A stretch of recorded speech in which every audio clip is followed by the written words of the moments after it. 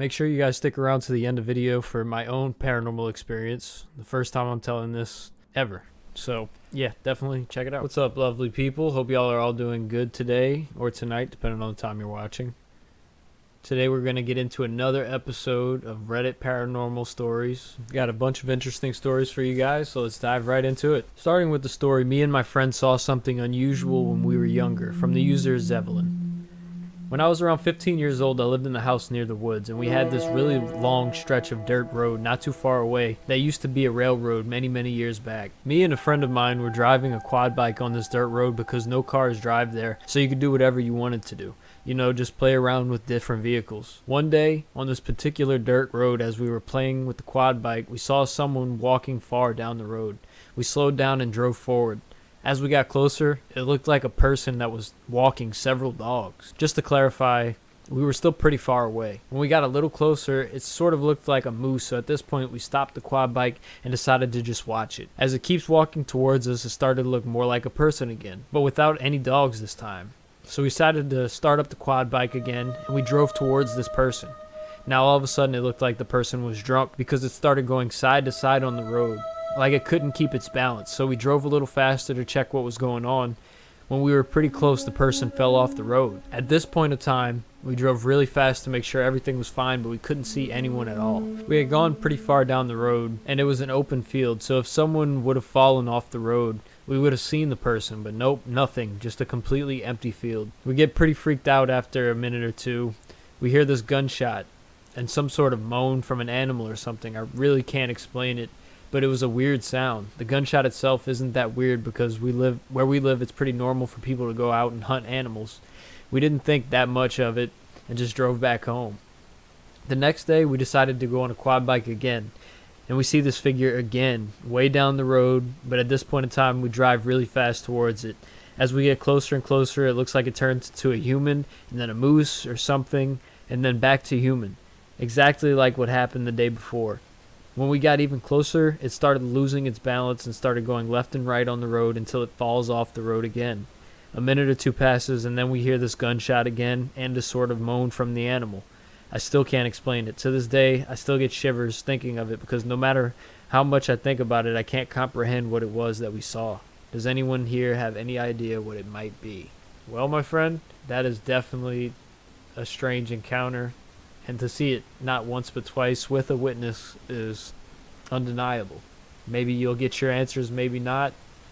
Only thing that I could think of is, maybe do some digging on your local area there and see if anybody had passed away on that road specifically and go from there. But definitely thanks for sharing. Hope you have an awesome night. Let's get right into the next story. Our next story is called Odd Experience at Hilton Waikiki Village Hotel. Posted by the user Karambula Beach. My husband experienced something odd when we were on vacation in Hawaii that I can't seem to figure out, wondering if anyone else has had a similar experience. It was our last night at the Tapa Tower located within Hilton Waikiki Village, and I went to the bathroom while my husband and toddler were outside. Husband was sitting at the desk eating dinner, and my boy was on the tablet watching something. There was a large mirror on the wall where the desk is, and my husband said while he was eating he saw who he thought was me walking across the room through the mirror. He was about to ask if I had forgotten something before going to the bathroom, but my son asked him for some milk, so he didn't. By the time he turned around, the figure was gone.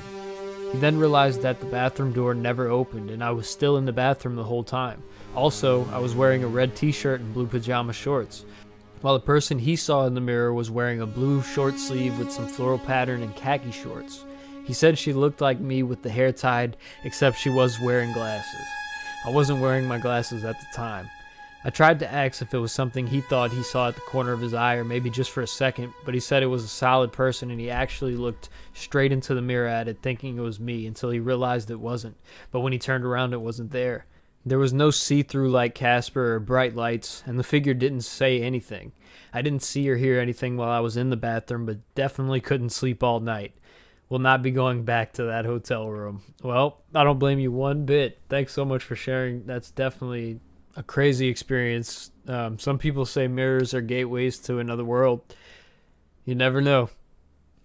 Jumping right into our next story, we're going to go to my ghost story and what initially made me a believer. by the user AppleMom1984. My passion for the paranormal started over 20 years ago. I was just a teenager and my stepdad has died of cancer. I lived in a different state and didn't get a chance to say goodbye. I went over to my sister's house to watch my nephew. It was his nap time, so I placed him in his crib and walked down the hall to the living room. From the couch, I could see him in his room. I was really tired and decided I would take a nap while he was taking one. I was in that halfway state and I kept hearing him jumping up and down in his crib and laughing.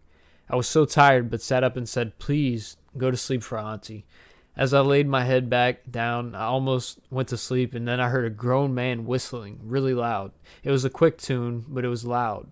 My nephew was staring at something and laughing. I completely panicked and froze in fear. As I thought someone broke in, I ran down the hall to protect my nephew, and there was no one else in the room. I ran outside until a friend could come over.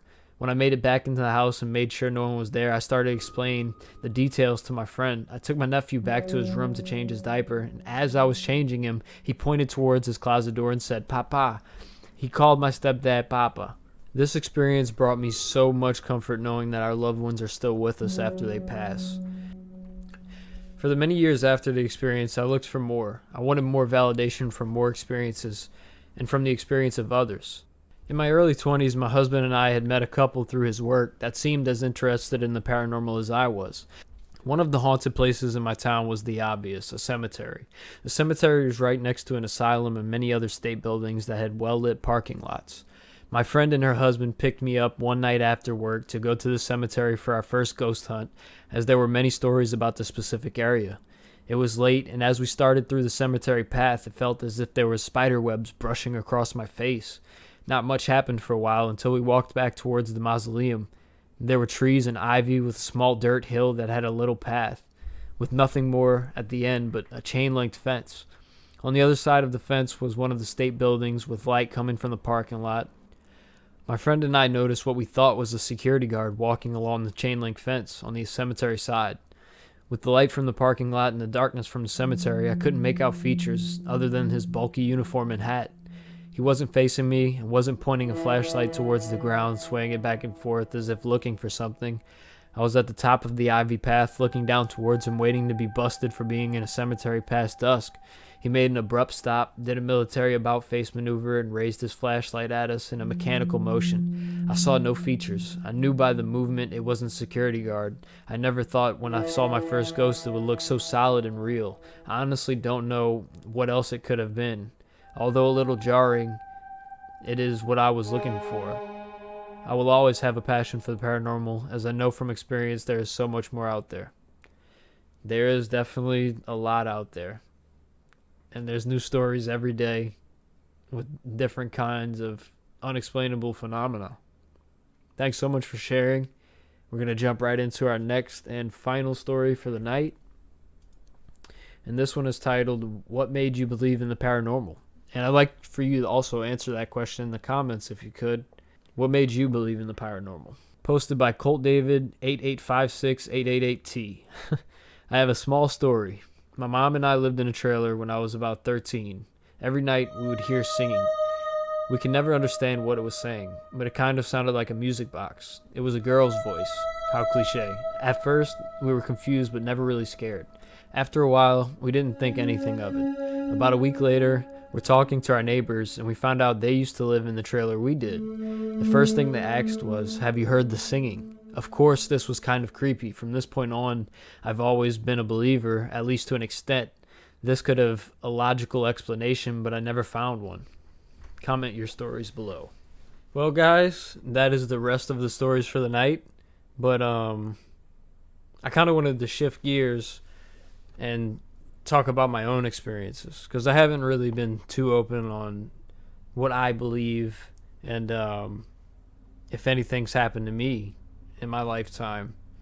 And the answer is yes. So let me tell you a little story about what happened to me.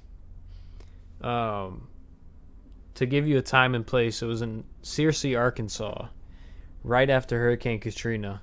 We were evacuating from Hurricane Katrina, and we wound up in this apartment in Arkansas.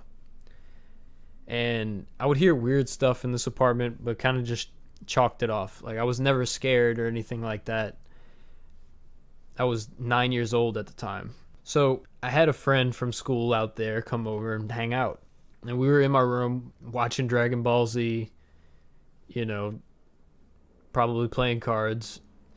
And all of a sudden, out of my closed closet door, a hanger flies out, hits the TV we're watching, and turns it off.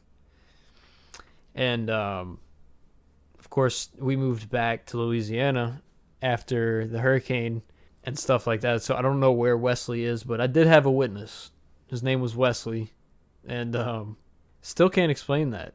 But the story actually goes deeper than that. So I had no explanation for it, right? And just kind of carried on with the story. Now, fast forward, when we move back, we leave Arkansas, and a couple of years go by. I'm like, Dad, did anything ever happen that was weird at that apartment? And he knew my story, but he never wanted to tell me what he experienced because he thought it would just freak me out, which it may have. I don't know. But turns out he would come home from work and, like, straight out of a movie, the chairs would be upside down, the cabinets would be wide open. It was like a real life poltergeist. And definitely one of the most crazy experiences I've had. I've only had a handful, and maybe I'll tell you guys another one for a future video. But yeah, that's definitely unexplainable to me. I couldn't tell you exactly what it means. Like, maybe there is locked spirits here that have bad intentions. They like to haunt people and hurt people, spiritually and physically. Well, thanks for listening to me ramble for about 13 minutes or so. I hope you guys have an awesome night, and come see us again for some more crazy stories.